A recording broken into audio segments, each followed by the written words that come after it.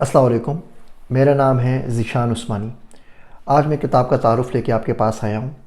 हुआ यूँ कि 2003 में मैं फुलब्राइट स्कॉलरशिप के ऊपर आया पढ़ने के लिए। सक्खर से फ्लोरिडा यूनिवर्सिटी के अंदर आया, फ्लोरिडा टेक के अंदर पढ़ने के लिए।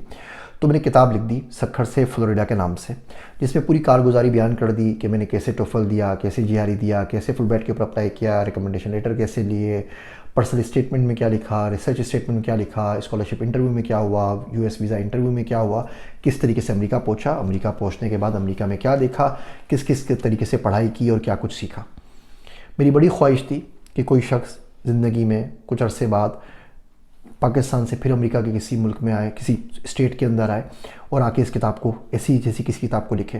ये ख्वाहिश मेरी 20 साल बाद पूरी हुई। और हैरत की बात यह कि सक्खर से ही पूरी हुई।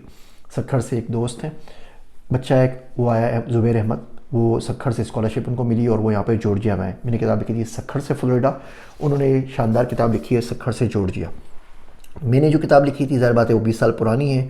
तो अब अमेरिका में कितने में गुजारा होता है, स्टूडेंट को इंश्योरेंस कहाँ से मिलती है, घर कैसे लेना होता है, क्रेडिट कार्ड कैसे लेना होता है, बाकी मसाइल क्या हैं, वो चीज़ें पुरानी हो गई हैं। तो इसमें तमाम चीज़ें बड़ी लेटेस्ट हैं।